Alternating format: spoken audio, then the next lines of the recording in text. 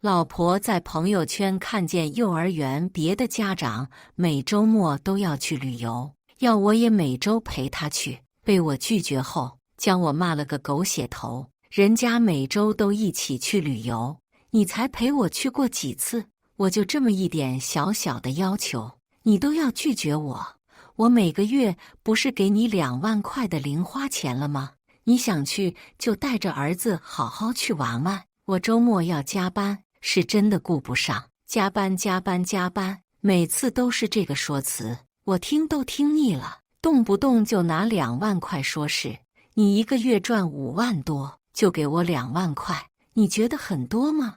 我听着电话里他的指责，看着公司电脑上还没处理完的文件，自嘲地笑出了声。呵，在他眼里，儿子由我妈带，做饭打扫由阿姨，所有开销是我支付，每个月给他2万的零花钱，还委屈他了。累了，摆烂吧，我倒要看看，我不赚钱，他的好日子还怎么维系？大家好，开始今天的分享之前，希望你能给人间烟火点个订阅，我将会分享更多优质的内容。儿子今年4岁，自他出生起就是我妈和家里的保姆照顾长大，老婆只管自己吃喝玩乐，偶然心血来潮接孩子放学。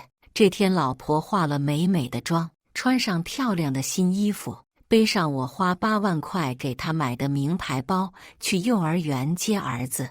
我其实不支持她买这么贵的包，但是她以我们结婚7周年为由，又谴责我经常加班陪她时间少等说辞，我拗不过她，这才买了。她接完儿子之后，嫌弃儿子吃不惯海鲜，将儿子丢给我妈后，自己和闺蜜去外面吃饭了。饭桌上2人交流美甲，一起说说讨厌的人的坏话，互相炫耀自己的奢侈品，然后拍照精修发朋友圈。2人发完朋友圈之后，照例在里面闲逛，这逛着逛着，就又看见有人晒全家去国外旅游的照片了。这王子涵的妈妈每个周末和节假日都在晒全家出去旅游的照片，嘚瑟个什么劲儿呢？老婆的闺蜜刚吐槽完，老婆也刷到王子涵妈妈发的朋友圈了。她顺势点进去，发现人家中秋节和国庆节出去国外旅游了不说，其余每个周末也不落下。周末时间短，他们就坐飞机去国内旅游。老婆手指不停地在手机上滑动，她一下又一下翻着王子涵妈妈朋友圈的照片，眼神中似有一股火焰在燃烧，而这种半生的情绪也悄无声息地盘旋在她的心间。她不就这样吗？每天什么事儿都不干，只会穷嘚瑟。老婆连着翻了一会儿，很快就不耐烦了，她酸溜溜地吐出一句话后，便放下了手机。老婆的闺蜜也和她一样，良好的兴致被别人朋友圈秀的照片打搅了。2人迅速吃完饭，便各回个家了。老婆回家后，儿子想让她带着玩一会儿，她摆摆手，不耐烦地回道：“去隔壁找你奶奶陪你玩去。”儿子从小被我教导要尊重和体贴妈妈，所以乖巧地去隔壁了。哪怕自己的心里很渴望和妈妈待在一起，也努力克制住了。老婆躺在沙发上美美玩手机，左等右等，还是等不到我下班，于是给我打了个电话。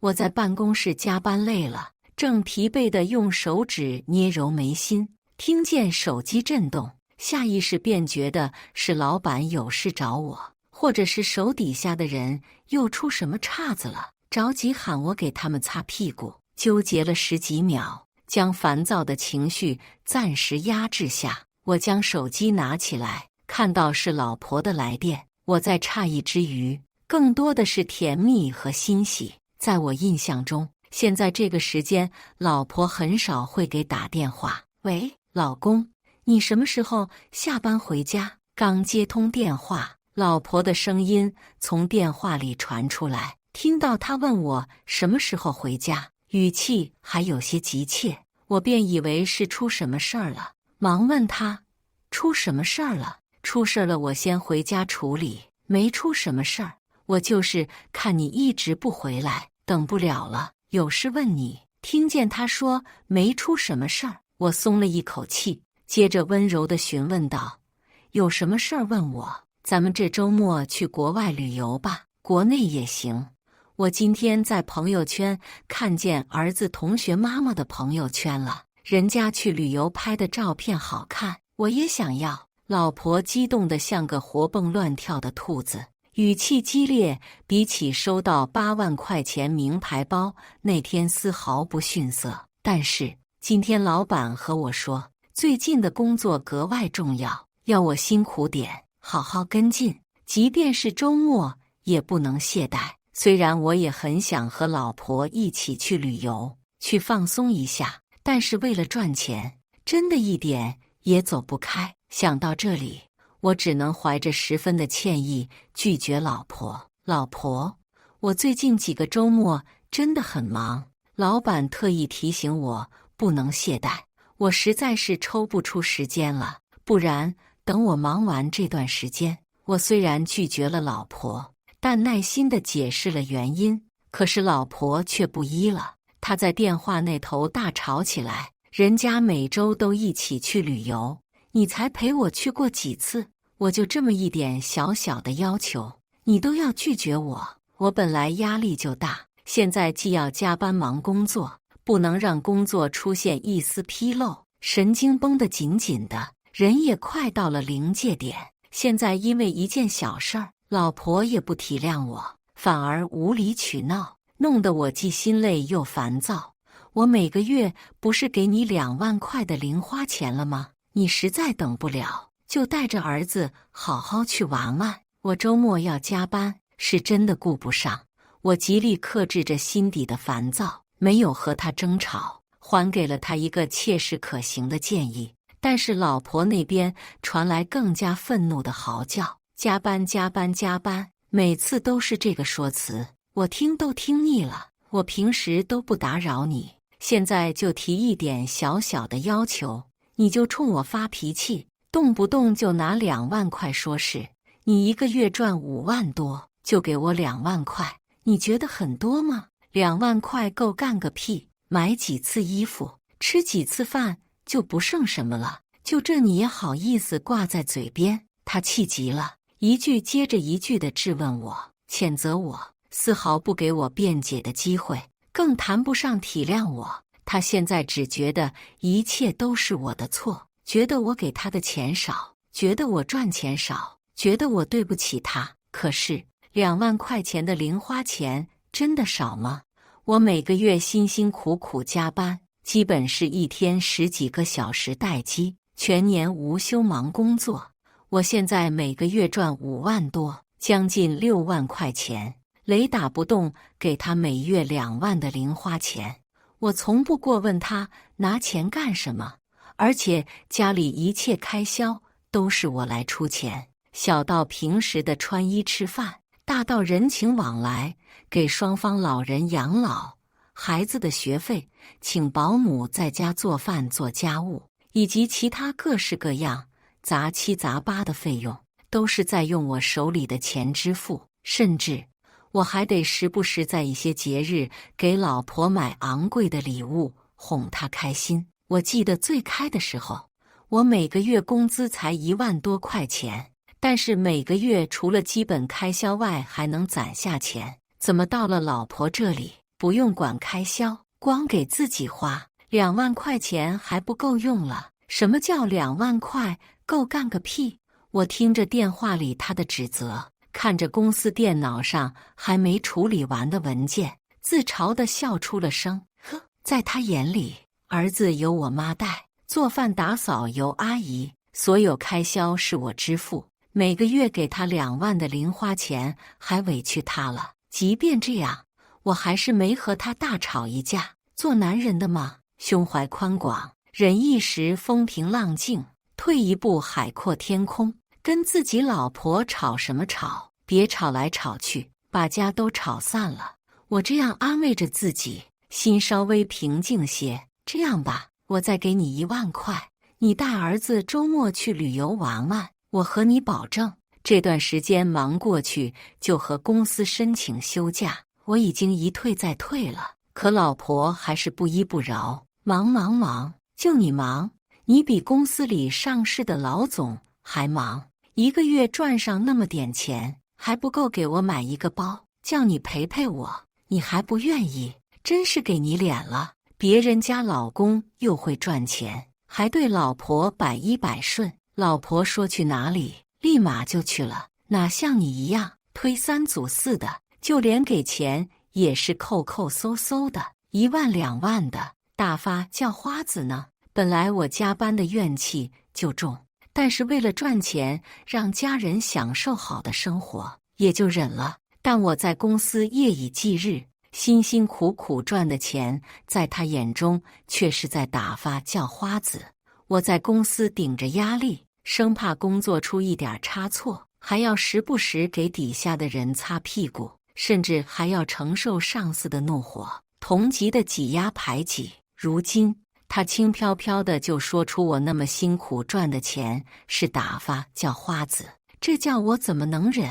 上次我要买身新衣服，你嫌贵不给我买个包，你妈叨叨我也就算了，你也嫌弃我花钱。我花钱怎么了？我是你老婆，我就该花。听着他还在喋喋不休地指责我，一刻也不停歇，我额头青筋突突地跳，心底憋了许久的怒火终于按捺不住，如火山一般喷发了。够了！我怒喝一声，吓得他瞬间失声。你没完没了了是吧？你想去旅游？我好声好气跟你解释，又是说给你钱让你去好好玩玩，你呢？巴拉巴拉说了一堆，数落我不陪你，嫌弃我给的钱少，又嫌弃我妈说你买的包贵，8万块钱一个包啊，就连你妈听了都嫌贵，你还好意思扯别人的老公？人家那都是富二代，家里有钱挥霍，你跟人家比什么？人家有钱，是我没本事，给不了你想要的奢靡的生活。你这么羡慕人家，那你嫁给人家，给人家当老婆吧。我将在心口积压的话吐出来，但并没感觉顺畅多少。可我的一吐为快，不仅没让他清醒，反而使他更加愤怒和癫狂。啊！他尖叫一声，在手机话筒里尤为刺耳。你抽什么风？还是哪根筋搭错了？我哪句话说错了吗？你就是钱没人家赚得多，还不兴人说了，心理承受能力这么差，怎么不去上吊自杀？你以为你很牛逼吗？每天不着家就赚那么一点钱，拽给谁看？我要是去上班，肯定比你赚得多。我像是第一次认识到他，以前的他从来不会说这样的话，他的指责不停，我一口气憋在心里不上不下，难受得紧。时间没有，赚钱不行，还跟老婆吵架。你就是这个世界上最不合格的老公，我全世界最不合格的老公。我烟酒不沾，无任何不良嗜好，辛苦赚钱养家，上孝顺双方父母，下照顾孩子，对老婆的要求基本都会满足，极少和老婆吵架。可以说，我对她是事事有着落，件件有回应，不仅包容她的小脾气，还赚钱给她享乐。我敢打包票，我要是世界上最不合格的老公，恐怕世界上没几个合格的老公了。不想再理会她的无事生非，也没精力和她继续拌嘴。呵，你行，你合格，那你去赚钱，这个班老子不上了，谁爱上谁上。甩出这句话后，我立马挂断了电话，同时不断做着深呼吸，以此平复自己的心情。看着空荡荡的办公室，再扫一眼墙上挂着的钟表，时针已经指向12点。环顾四周，只有我这里的电脑屏幕还亮着，其他人早不知道什么时候走光了。这还是第一次我被他逼得生这么大的气。即便是年轻时候那么年轻气盛，面对他故意做我也没发过这么大的火儿。恶语伤人6月寒，他是我们最亲近的人，我不想寒了他的心，所以从不对他恶语相向。可是他呢，骂我的话张嘴就来，平白无故数落我，话里话外都在极尽的贬低我。他能把那些话说出口，明显就是打心底里瞧不起我。行啊，瞧不起我这粒微小的尘埃，那我就不妨碍他这明珠与日月争辉了，免得让明珠蒙尘。他又要埋怨我累了，毁灭吧。他不是嫌弃我赚钱少，觉得他一定比我赚得多吗？哼，那我干脆辞职不上班，不去赚钱。我倒要看看，我不赚钱，他的好日子还怎么维系？要是他去赚钱，看看他又能比我强多少。接下来有好几天，我俩都没联系过对方。我晚上和儿子住在我妈那边，他一个人在家，不知道在折腾什么。儿子给他打电话，他要么不接，要么直接挂断，也从来没说去看看儿子。儿子说想妈妈，我只好带他回家住。我把儿子哄睡后，在沙发上等的都快睡着了，才把他等回来。你一天天去哪儿了？儿子联系不上你，你这当妈的真当甩手掌柜顺手了，什么都不管不顾了吗？我看着他化了全妆，穿得性感迷人，身上的香水味浓烈，但依旧遮不住那熏天的酒气，顿时气不打一处来。他在半醉半醒之前，还不忘记跟我吵架，要你管。他随手拿起身边的东西砸向我，不是你让我去赚钱吗？我当然是找工作去了，不然干什么？我给他倒了杯热水，顺嘴问道：怎么样，找到了吗？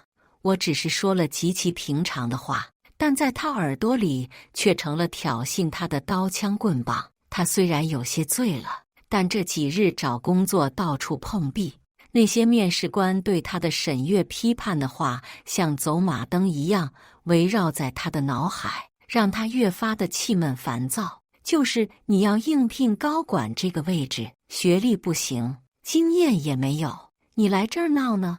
你要每个月10万块，7万8万也行。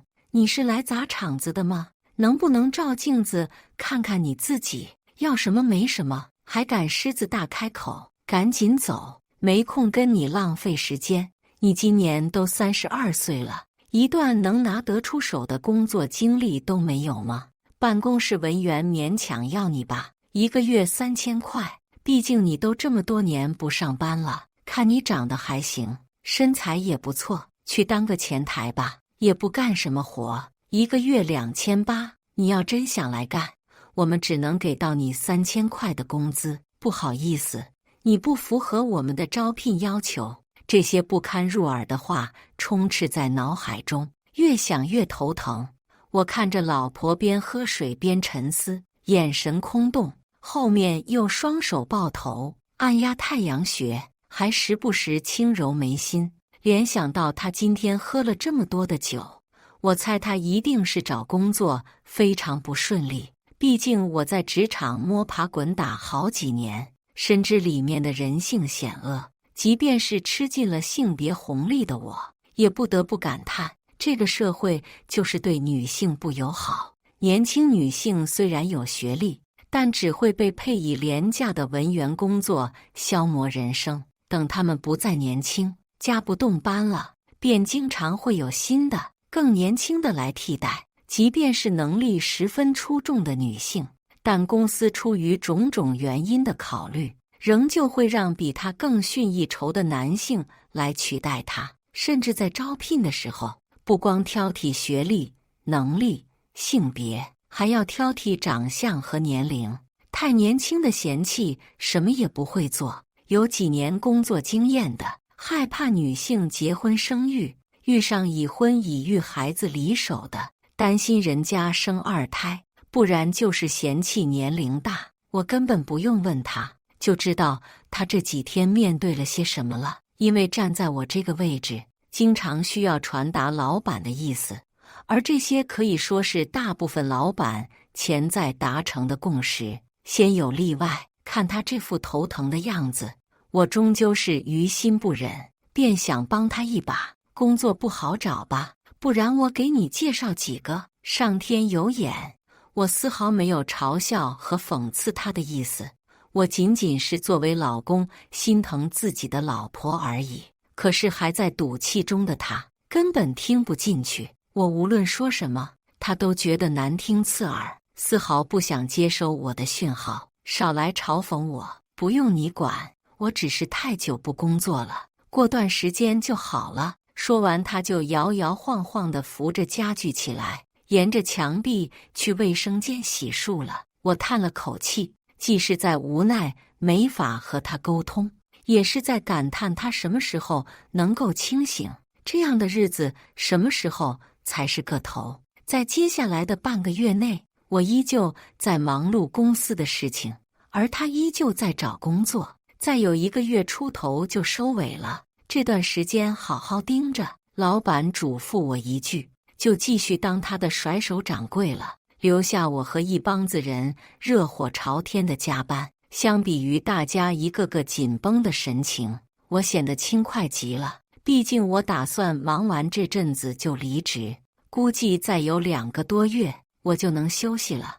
我带着这样轻松的心情，忙完工作就回家。回到家里，不出任何意外，都是一群什么傻逼玩意，老娘985的学历，他们居然看不上，招那种普通的，还是刚毕业的。我明明就有一段大公司的实习经历，这些小破公司居然还敢看不上我，我真不明白了。大清都亡了多少年了，他们这些面试的人，一个个跟臭脚不裹了小脑一样，还拿性别说事儿，就因为我是女的，哪怕我比另一个男的强那么多，就是赤裸裸的重男轻女。还有的说我不配拿10万8万的工资，拿3000块钱羞辱我，怎么好意思张嘴的？就这破烂公司的3000块小文员，还敢要求我一天9个小时工作，周末单休，赶紧倒闭吧！气死我了！我又听到老婆在和她的闺蜜打电话吐槽找工作的事儿，这在最近已经屡见不鲜了。只不过明显老婆还没服气，还要继续死磕到底。又过了几天，到了每月给老婆零花钱的日子，只不过这次我没把钱转到她的银行卡里。晚上我和儿子吃着阿姨做的饭，他一回来就重重地把门摔出响声，儿子被吓了一哆嗦。我叫他端着饭回卧室吃，我不叫他，他就别出来。老婆这架势，看样子今天避免不了要大吵一架。2万块钱呢？为什么没打到我卡里？你知不知道，今天我出去吃饭，连账都结不了，在朋友面前丢了多大的面子？你知道我为了今天这顿饭等了多久吗？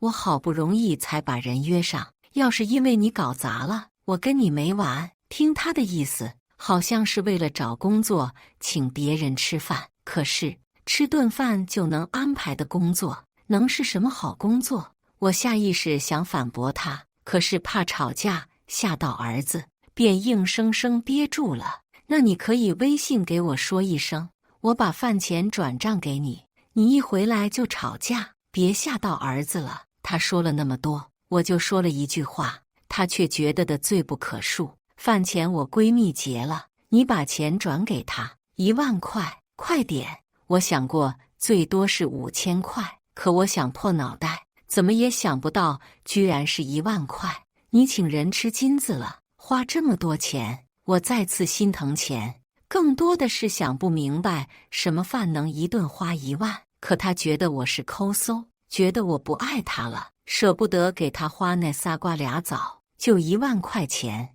你至于吗？问东问西的，是不是不想给？我拿起手机，麻溜把钱转给他，钱转你了，自己还给人家，别老欠人钱。他看了一眼手机，脸色依旧很臭，就赚1万块，你是要干什么？你不说给我转6万，怎么着也得有3万吧？我嗤笑一声，哪里来的3万6万？你不是就欠了人1万？他将手机摔在我面前，用来宣泄他不满的情绪，少跟我打马虎眼儿。你不是之前说给我钱去旅游吗？还有每个月的2万块零花钱，怎么不给我了？还有上个月钱花得太快，问别人借了2万块，你一块给我还了吧？他在说什么鬼话？怎么好意思的？我都开始怀疑自己的耳朵了。我每月给你2万，你月光就算了，你竟然还背着我欠一屁股债，你的脸呢？还要不要了？听我这么说他的表情变得更加狰狞起来。不就是花你几个臭钱，你这么凶干什么？呵呵，我冷笑一声，行，我的钱臭，那你自己赚钱自己花呀，有种别老是问，老子伸手要。我说完后，气得手发抖，他被我吼住了，回过神后冲我又抓又挠，被我制止后，他委屈地哭了一通。我不想理会他，进房间里去安慰儿子。尽管我努力克制了，可是2个人吵在兴头上，还是动静很大。我刚进房间，儿子就倒腾着小短腿冲我扑过来，一脸担忧地问：“爸爸，你是和妈妈吵架了吗？”看着儿子小小的人儿就为父母吵架发愁，我虽于心不忍，但还是点点头。你们为什么要吵架呢？是因为我吗？我摸摸他的头，温柔地答道：“不是，是因为钱。”他看着我，若有所思道：“爸爸，你和妈妈别吵架，我可以把我所有的压岁钱都给你们。”我笑着摸摸他的小脸：“不用，爸爸妈妈会自己赚钱，不会动你压岁钱的，过段时间就好了。”我安抚完儿子，带他洗漱了，然后哄睡他。等我出来后，发现他早已不在家，而且衣柜开着，里面他的衣服少了几身，家里装证件的包也在外面。我有不好的预感，打开证件包之后，发现存着儿子压岁钱的银行卡不见了。想到里面存着大约7万块钱，我心道不好，我连忙联系他，可是所有联系方式都被拉黑。我用儿子的事，发现也不行，我只好给丈母娘打电话，旁敲侧击让她问问老婆去哪儿了。丈母娘很快给我回过电话来，说她女儿和好朋友出去旅游散心了，叫我不要担心。听到这个结果，我心里挺不是个滋味的，但也只能先接受。一连好几天，老婆都没有给我打过电话，也没发过任何消息，像是用她的沉默来表达她的不满，甚至是逼我妥协，让我和她认错。要是以往的一些小事，我自然不会和她计较，肯定麻溜的就买礼物哄她，绝对不会让小矛盾过夜。但现在不一样，看着她越发过分了。所谓的找工作，居然是没坚持多久就拿儿子压岁钱去旅游了，我气到无语。做完工作回到家后，破天荒接到了他主动打来的电话，给我打10万块钱，这个月我就不回去了，我要当旅游博主，创业赚钱。我几乎感觉我自己被他这句话砸断片了。什么10万块，创业赚钱？听我反问他，他耐心全无，又生起气来，叫你给我打10万块钱，又不是纯纯去玩，而是正经创业，这怎么了？你不愿意，我是你老婆，你的钱就该给我花。有我这么貌美如花的老婆，你还不赶紧多给我点钱，在那磨磨蹭蹭干什么呢？他还是这样，死不悔改。你没事儿吧？一张嘴就问我要10万块，你不知道最近开销大吗？再说了，我这个月刚给你2万块，这还没过1个星期呢，你就花完了。我真想不明白，他1个星期是怎么把2万块花完的？不给就不给，谁稀罕你的臭钱？又是这样，他甩下一句话就挂断了。我再打回去，他把我拉黑了。我一一试过去，果然所有联系方式都拉黑了。由于我不给他打钱，加上儿子的压岁钱被他挥霍得差不多了，他终于舍得回来了，也不知道他所谓的当旅游博主创业怎么样了。我坐在沙发上喝水，想着怎么委婉地问他，结果我还没问他，他先发威了。他冷不丁冒出一句话：“给我赔罪的礼物在哪儿呢？”听到他这莫名其妙的疑问，我先是愣了一下，旋即反应过来，看来他非但丝毫没意识到自己的错误，反而还觉得是我的错，觉得我应该哄他。我低沉着嗓音，冷冷地答道：“没有。”他顿时从沙发上跳起来，拿抱枕狠狠砸向我，同时恶狠狠地质问道：“没有？”我将砸到我身上的抱枕移开，也站起身，语气更冷了几分：“不是你嫌弃我赚钱少，嫌弃我的钱臭，你这个样子做什么？你不是嫌弃我舍不得给你买贵的礼物吗？正好我赚钱少，买不起，干脆不买了。再说了，我又没有错，为什么要特地买个礼物哄你？”我见我这么说他，又委屈又气，红着眼睛跟我吵起来：“你什么态度？让你给我买个礼物都不愿意，你赚的钱少是事实，还不让人实话实说了？每个月不过给我几个臭钱，看把你能耐的要上天了！”我抢过他的话头：“好一个实话实说！你说去创业，实际上拿儿子压岁钱疯玩了快1个月，你现在还质问我，你创业赚的钱呢？你怎么不买礼物给我？你能耐大，那你就去赚钱，有本事别花我的臭钱。”上次吵的一架还没和好，几天之内又吵了一架，我吵得心累，起来穿上外套，带上包，夺门而去。由于在气头上，到了我妈家里，我才发现脚上居然还穿着拖鞋，我连鞋子都没顾上换。但是我实在不想回去看他那张脸，也不想和他进行无意义的争吵。我晃晃脑袋，把杂乱的思绪强行清理出去，果断开车去商场给自己买了一双皮鞋。说来也可笑，明明我是这个家里最辛苦的人，可是到头来老婆1年连双鞋都不记得给我买。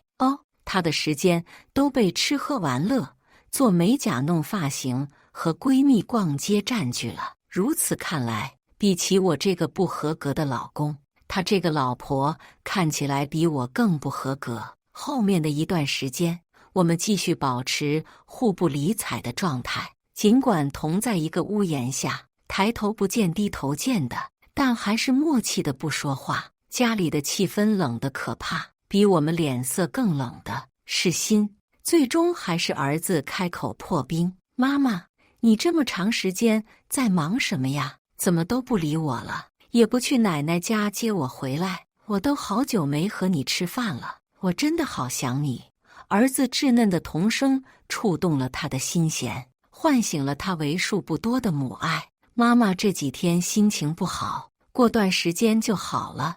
你在奶奶家开心吗？要是妈妈忙着没时间照顾你，你就在奶奶家待着，不然去姥姥家也可以。听他这么说，儿子用纯真无邪的眼睛望着他，天真的问道：“妈妈怎么会没时间呢？”见老婆愣住了，儿子又追问道：“是做美甲，还是做头发，或者是跟阿姨逛街？”妈妈别不理我，我也可以去，我就在旁边乖乖跟着，绝对不捣乱。本来听了儿子连番的追问，我明显看见他蹙起眉头了，可儿子接下来拍胸脯的保证又让他松快了许多。因为妈妈要工作，要赚钱养家呀，所以没时间陪你了。儿子听说他要工作，忙把他夸到天上去了。妈妈好厉害，妈妈要赚大钱了，是不是比爸爸还赚得多？那当然。他跟儿子说完，瞥了我一眼，还顺带翻了个白眼。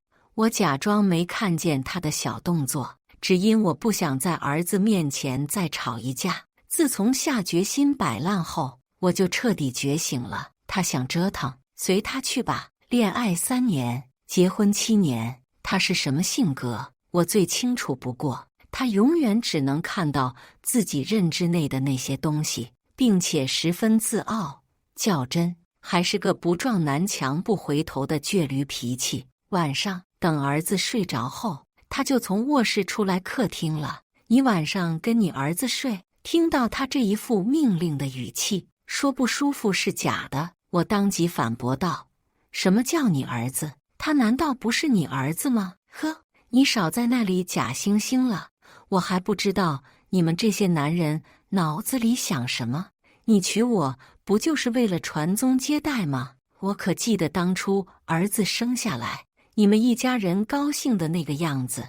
真要说是为了传宗接代，那我找谁的可以？但我辛苦工作，家里帮着买房，都是因为我真心想娶她，想给她更好的生活。在我心里，比起传宗接代，儿子是我们爱情的结晶。要是真论我对儿子的执着，其实没那么大。我一直都跟他说过，我更喜欢贴心可爱的小棉袄女儿。是他在生下儿子之后，说无论如何也不生二胎了。我尊重他的意见，所以放弃了自己的女儿梦，更是体贴他生孩子受苦了，把她当成公主一样宠。现在看来是我错了，我不该将她宠成这个样子。话不投机半句多，我和他又吵了一架，最终还是吵不出个什么结果。只不过第二天我发现他早早的出门，晚上回来也喜滋滋的，好像有什么好事发生。又过了好几日，我在公司看见他了，但我没有直接去问，而是拐了好几个弯儿，找了个熟人问了一嘴，得知他是死了，请人吃了2顿饭，得到了一个工作。我本想赞叹他有2把刷子，可熟人接下来的话让我觉得我还是高估了他。原来他人家招他进来是看了我的面子，想把我老婆用1万块钱招进来，然后卖我个人情，好让我帮他挤走死对头，往上走一走。晚上回家看见他上班挺开心的，我没忍心告诉他真相，但是由于我手头上的工作忙得差不多了，所以我准备提离职了。我估计再有1个月就失业了。他本来躺在沙发上开心玩手机，听到我冷不丁甩出个大炸弹，惊得从沙发上坐起来。什么？你要失业了？他尖叫出声。我淡定地坐在隔壁沙发上，肯定道：再有1个月就失业了。想到我要狠狠给他个教训，于是我恶趣味地问道：这么大惊小怪干什么？你不是找到工作了吗？他将本来注视在我身上的视线移走，不自然地说道：没什么，就是觉得你太突然了。没什么突然的，思琪就是这样。我没跟他解释具体的原因，只模棱两可说了这么一句，可他却为我打抱不平起来。他们怎么能这样呢？你突然失业了，家里开销怎么办？听他这么问，我就知道他上钩了。我装出一副沮丧和为难的表情，这也没办法，咱们毕竟只是打工的。接着我看向他，略带欣喜：没事的老婆，这不是有你吗？你现在有工作了，一定赚得比我多，不说20-30万，1个月10万块是有的吧？我眼神亮晶晶的，目不转睛盯着他，可是他却不自然地躲过去，逃也似的回卧室去了。离职书提交后，我只需要在这1个月把手头的工作交接给别人就好了。我每天都在倒计时，班也不加了，过得十分滋润。但老婆却越来越向以前的我靠近了，每天忙得脚不沾地，眼看着离过年越来越近，我要休息的好日子也快来了。虽然在冬天，但我这每天都春风满面的。在我又结束1个倒计时，喜滋滋下班的时候，意外撞见老婆和我的死对头站在一起说话。我悄悄走到往上1层的楼梯间，正好可以清楚地听到他们说话。我听到老婆问对方：我老公马上就不在这里干了，我以前和他是一个学校的，在学校的成绩比他好得多，我觉得他走了，位置正好可以给我坐。对方没好气地说：“就你有那工作经验吗？夸下这么大的海口，也不怕闪了舌头。”老婆最不喜欢别人看不起她，语气立马就变了，声调也拔高了几分。我怎么了？我可以每个月只要5万，比他的月薪低。老婆话音刚落，对方就笑了。呵，还好意思说只要5万，我都没5万块。他走了，那空出的位置咋说也轮我坐。你算老几？老婆抢过话头，你坐他位置，我坐你位置，这样正好。对方笑得更大声了。看你这样，好像病得不轻啊。我以为你跟我说什么重要事儿呢，原来是个神经病。笑完了，也说完了，他不客气地往走撵人，赶紧滚滚滚，别耽误我忙正事儿。我听到2人的脚步声远去，这才离开，先老婆一步到家。今天老婆在外面受了气，我原以为她会回家跟我发脾气，可她出乎我的预料，今天的她比以往格外温柔，让我产生一丝恍惚之感，仿佛回到了我们刚认识的时候。老公，跟你商量个事儿呗。她主动走过来，抱住我，同时跟我撒娇。什么事？你说。我用尽量温柔的语气回复，但心里迫不及待想知道她的葫芦里到底在卖什么药。她见我恢复了以往那副对她百依百顺的模样，便直言不讳：“你不是要离职了吗？跟老板说说，你的位置留给我坐。”我将她的手掰开，抓着她的胳膊，疑惑地问道：“你的工作不是干得挺好吗？找一份赚钱多的不容易，你别轻易换啊！”老婆在心里腹诽：狗屁的好工作，结工资时候看到工资条上才不到8000，她都不知道自己加班忙了个什么劲儿。老婆，我还有不到10天就走了，和老板也说不上话呀。再说了，你的工作挺赚钱，咱不换，以后家里还得靠你呢。他被我接连几句话轻松堵了回去，尴尬的笑笑，然后随便应付了几句，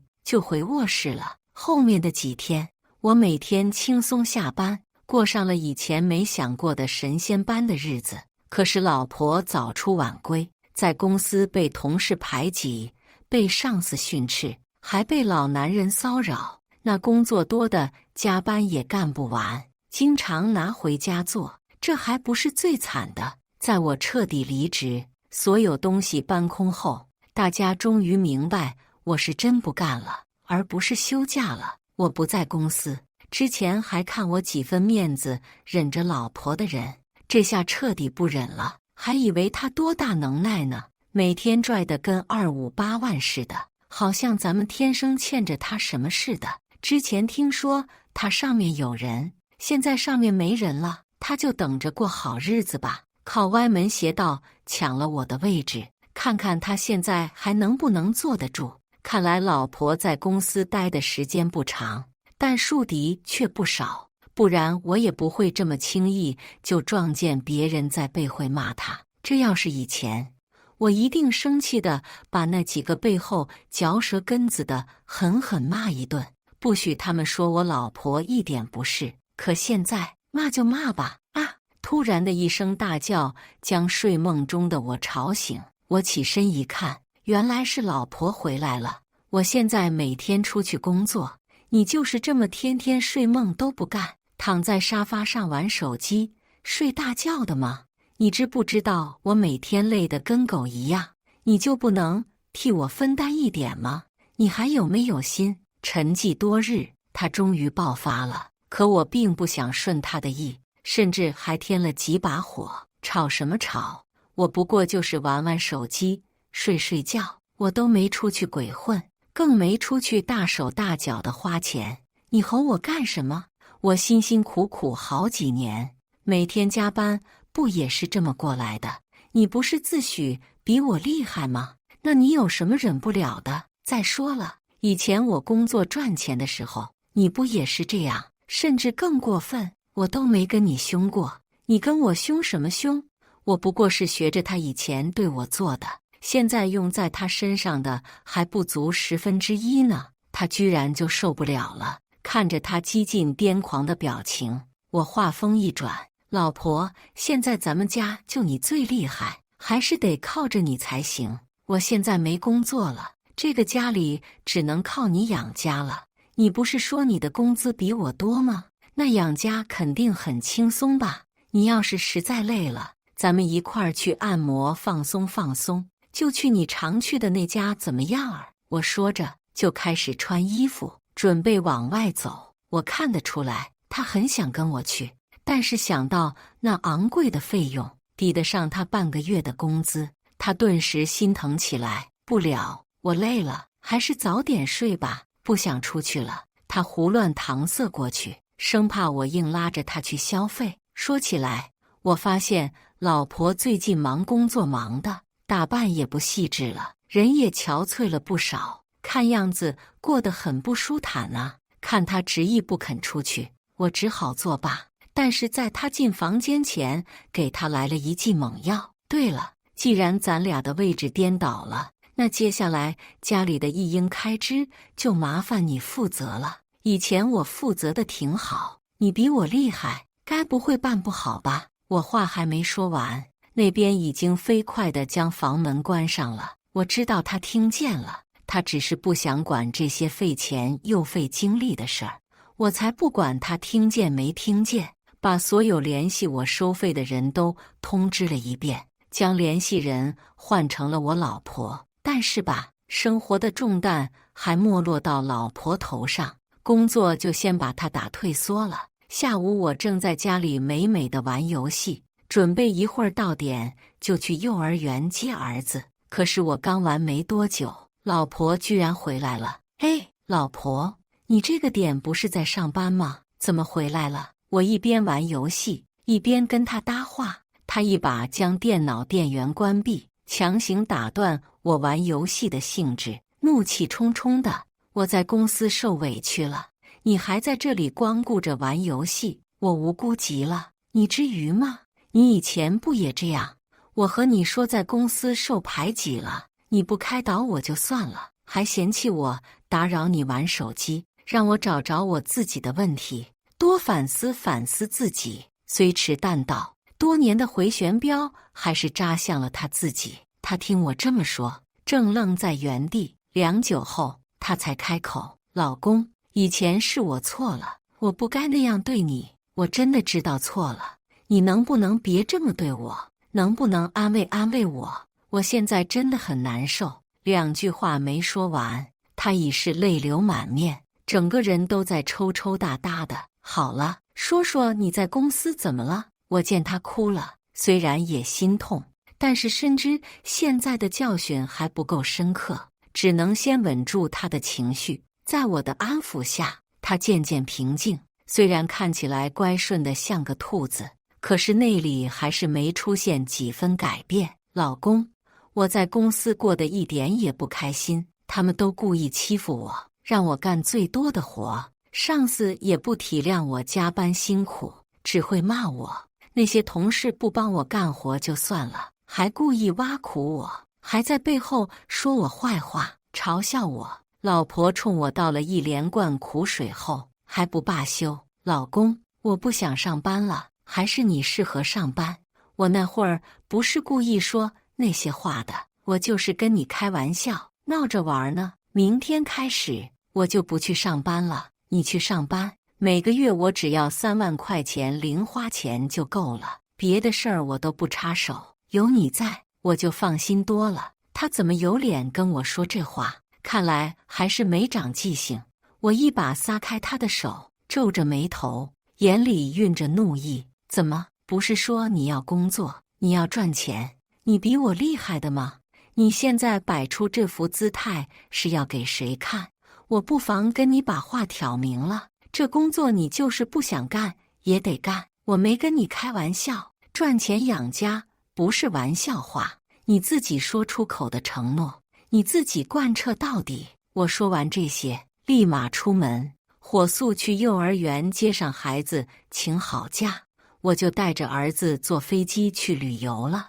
我在外面看风景，和儿子吃喝玩乐，好不快活。可是老婆就没那么惬意了，因为家里到了该交电费的时候了，保姆阿姨该发工资了，家里人交的好几样保险也该续费了，车险也该重新申报了。这还不算麻烦的，更麻烦的是双方的父母。往年这个时候，我想着快过年了，总会给丈母娘一家2万块钱，让他们买新衣服、置办年货什么的。今年我将该给我爸妈的那一份已经给了，丈母娘那一份，我告诉她今年是老婆给。我出去旅游之前就知道家里的电费没有了，停电就是3-5天之内的事儿。本来我可以顺手交了，但为了让老婆切身体会到我的不容易，站在我的角度上，我痛快地撒手不管了。晚上我和儿子吃饱喝足回酒店里看电视，老婆突然打电话过来，你怎么回事儿？为什么不交电费？我回来黑灯瞎火的，差点摔死。我将家里托付给他，这才几天啊，他就开始给我打电话兴师问罪了。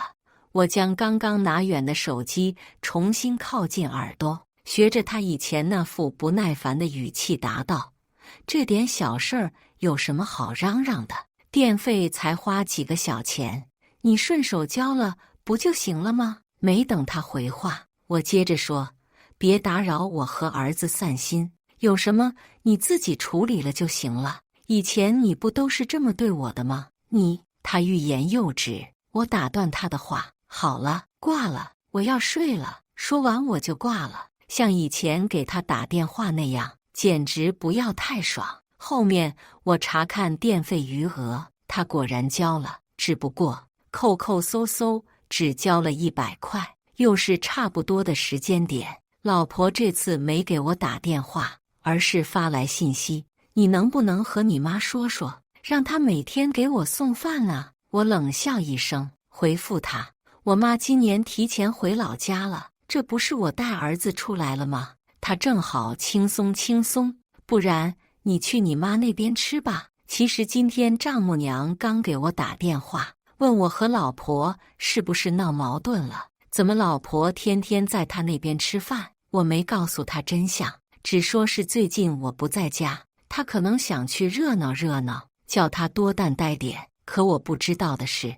老婆去丈母娘家天天蹭饭，还挑挑拣拣的，弟媳妇早有怨言了。再加上今年早就该给他妈过节费，现在他还拖着没给，弟媳妇儿花不上这笔钱，丈母娘也没买上新衣服，自然看他鼻子不是鼻子，眼睛不是眼睛的。他现在哪里都蹭不了饭，恐怕只能在外面吃，或者点外卖了。不过买饭也不该买贵的，外卖恐怕也快吃不起了吧。我点开摄像头，看他在吃泡面，看完之后小心翼翼退出了。手机闪烁，是他发来的信息：你们什么时候回来？旅游还没玩好呢。我玩味一笑，数了数出来的日子，也不过才7-8天，距离他出去的第20多天还远着呢。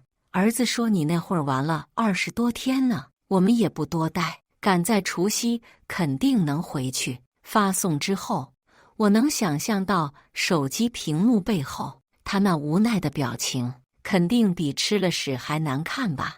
但是他又能怎么样呢？这可都是他曾经亲自做下的孽呀，这还远远不够。我继续补上一刀：你是不是发工资了？给我打3万块钱，我要带儿子好好玩。另外再打2万块，我们要买过年穿的新衣服。我刚发出去，他的电话就来了，他用毕生能发出的最大的声音质问我：你怎么好意思问我要4万块钱？我被他这一问给惊到了，旋即反过来质问他：这不是你的日常吗？我每月给你2万块，你全花自己身上了，现在我和儿子2个人，加上过年买衣服才花你4万块，你发什么火儿？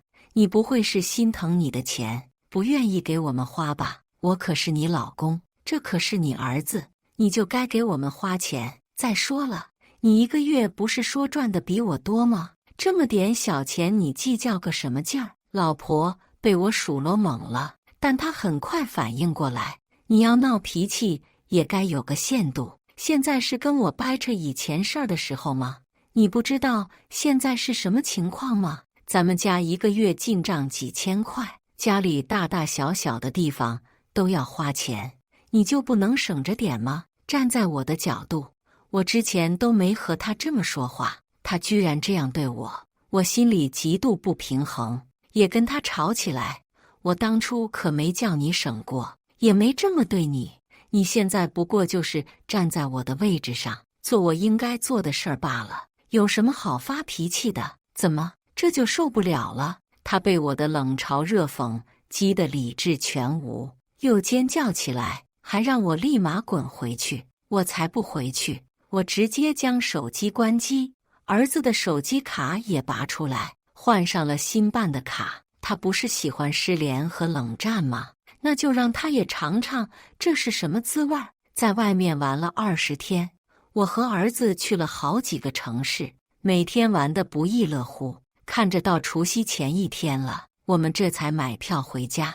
我将手机卡重新插回去，看见老婆给我发了上百条信息，我将信息加载出来，然后上飞机来了飞行模式，一条条慢慢看。保姆阿姨怎么问我要工资呢？我没给她，她居然连饭都不做了，不给打扫了，真是给她脸了。还有，最近怎么老有人给我打电话催我续费交保险，还能精准说出我们家里人的身份信息？我妈为什么好端端的问我怎么还没赚钱给她，说我是不是转错账户了？可是我根本没给她转钱啊！我这么跟她说了，她还生我的气，是不是你在背后说什么了？你老这样故意整我，有意思吗？你有完没完了？电话打不通，信息也不回，你是在闹哪样？你真是神经病！前面几天他天天都要发信息骂我，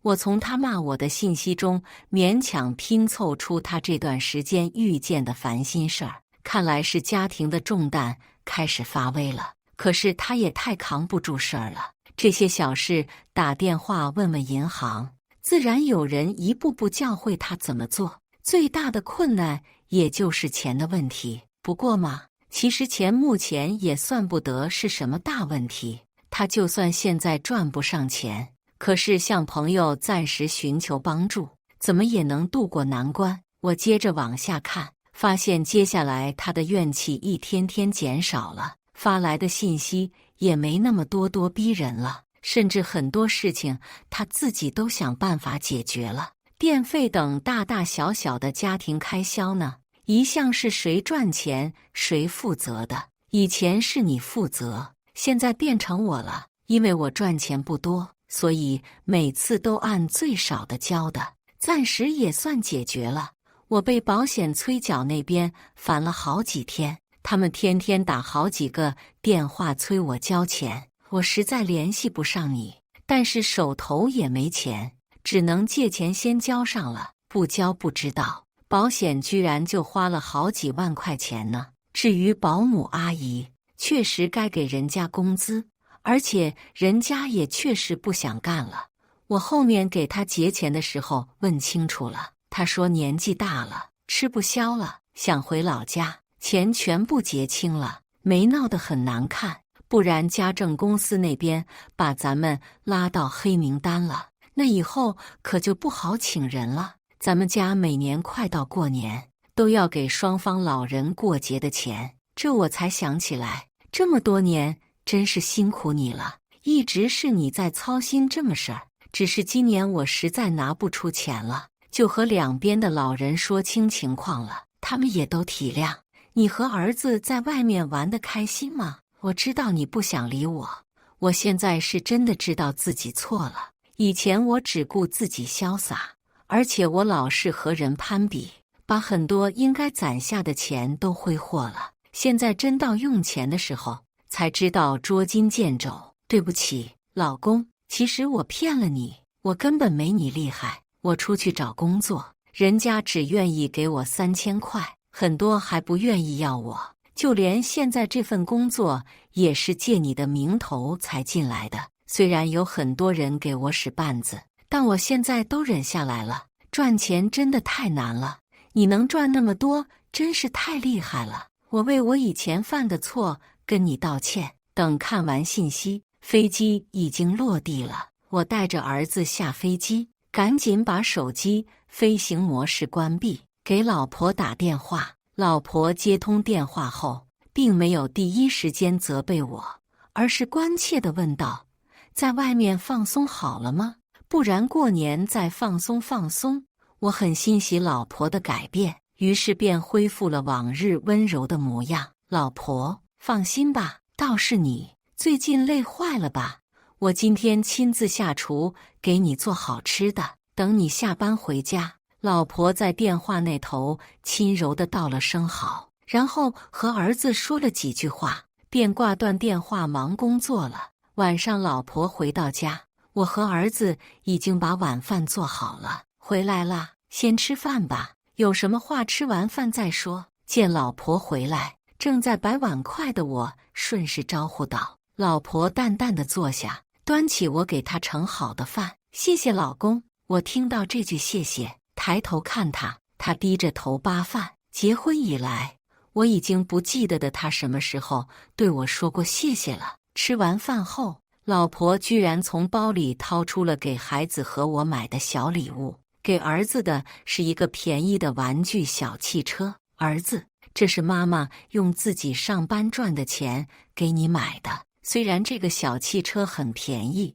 但妈妈以后会努力赚钱，给你买更好的。另外，妈妈要跟你说声对不起，是妈妈把你的压岁钱都花了，妈妈以后一定会给你补上的。儿子接过玩具小汽车，特别开心。谢谢妈妈，我很喜欢。还有，知错就改就是好孩子，我原谅妈妈了，妈妈要努力改正哦。看着如此可爱又懂事的儿子，老婆把他紧紧抱在怀中，母子俩亲近了好一会儿。儿子试探性地问他：妈妈，我有礼物，爸爸呢？我愣住了，还有些不知所措，因为老婆从来没给我带过礼物。想到这里，我开始回避这个尴尬的时刻，赶紧去收拾碗筷，进厨房洗碗去了。我不认为老婆会给我买礼物，但是我没想到。老公，等一下！老婆突然叫住我，然后转身去包里掏出一个小盒子。她将小盒子递给我，脸有些红，似是有些不好意思。我接过小盒子，不自然地咽了咽口水，竟然紧张起来。我可以拆开吗？我的嗓音因为紧张和激动显得有些沙哑。老婆点点头，我小心翼翼地将小盒子沿着连接处拆开，连包装都舍不得撕碎。我终于拆开了，一条蓝白纹的领带静静躺在里面。我看你来来回回只带那2条领带，就给你买了1条。他说完，我们都沉默了。我虽然没说话，但心里早已是惊涛骇浪。老婆居然真的给我买礼物，她甚至连这些小细节都注意到了。看来她是真的变好了。老婆和我恰恰相反，她沉默是觉得我不喜欢，或者是觉得礼物送的不好。毕竟我现在已经从公司离开，不会再穿西装打领带了。爸爸，你喜欢妈妈送的礼物吗？儿子稚嫩的声音响起。老婆也期待地望着我，我喉结滚动，吐出一句话：很喜欢，谢谢老婆。闻言，老婆开心地笑了，那笑比以往任何时候都迷人。晚上我们一起躺在床上，老婆依偎在我怀里，跟我说着悄悄话：老公，对不起，我错了。我终于等到了老婆亲口和我道歉。我将怀中的她紧了紧，贴近她的耳朵，说出了儿子刚刚说的那句话：知错就改是好孩子，我原谅你了。老婆却还嫌不够，继续跟我坦白她的罪行：我不该那么自私自利，不管你和孩子，家里什么事的都不管，只知道自己一个人享乐。我不该攀比，买那么多华而不实的奢侈品，将钱都花得精光。我是个不合格的老婆，不合格的妈妈，还是个不合格的女儿。我对不起我的家人们，我不该说你辛苦赚的钱是臭钱，不该嫌弃它少，不该否定你的辛苦付出。坐享其成的我，花着你的钱的我，是最不该说这种话的人。是我惹你寒心了。工作真的好辛苦，吃不好也睡不好，每天心力交瘁。赚钱真的好难好难，我找工作找不到，自己创业也干不好，累死累活才赚几千块。你真的很厉害，是我自大了，我根本不配和你相比。老婆一边数落自己，一边在我怀中流泪啜泣，到后面不知什么时候睡着了，还在睡梦中呢喃道歉。这段时间她确实受苦了，我既欣慰又心疼，但更多的是为老婆的改变而高兴。接下来的一段日子，老婆方方面面都体现出了她在变好。除夕和我们一起大扫除，还去超市买菜，回家更是一起做饭。这些活老婆以前从来不碰，即便是过年阿姨不在，她也全是扔给我们，自己一点不伸手。我们路过卖衣服区的时候，我看她的眼神中有些伤感，几番询问下才知道她今年并没有给自己买新衣服。以往她都要给自己买好几身的，今年她却说自己以前买的太多了，最近几年先不买了。她变得这么好，我怎么舍得她伤心呢？大年初一早上，我和儿子将老婆叫醒，把给她买的新年衣服拿出来，给了她一个大大的惊喜。老婆很高兴，她穿上之后，在镜子面前照了又照，脸上的笑容一整天都没下去过。后来老婆变化越来越大，她对工作上的事越发得心应手，自觉承担起了照顾家庭的重担。如果回来的早，还会帮忙做家务。我们家为了节省开支，没有再请过保姆。她现在是一位非常好的妻子。不仅如此，她对儿子也关心多了。儿子每天夸她是好妈妈，就连双方的老人也对她赞不绝口。至于我，现在还没开始打工上班的生活，但我依旧没变成不合格的老公。什么合格不合格的话题，我们家再也没人揪着这个说事儿。作为家人，除了相亲相爱之外，更重要的是包容。我包容老婆，体谅她上班辛苦，把家里打理得井井有条。老婆也包容我，从来不催我找工作，还支持我瞎折腾着创业，回家还帮着我分担。当然，我也足够争气。创业小有所成后，我和老婆共同撑起我们的小家，携手共进，风雨无惧。以上就是今天分享的故事，大家有什么想说的、想吐槽的，欢迎在下方评论交流，也更希望能给人间烟火点个订阅，我将会分享更多优质的故事内容。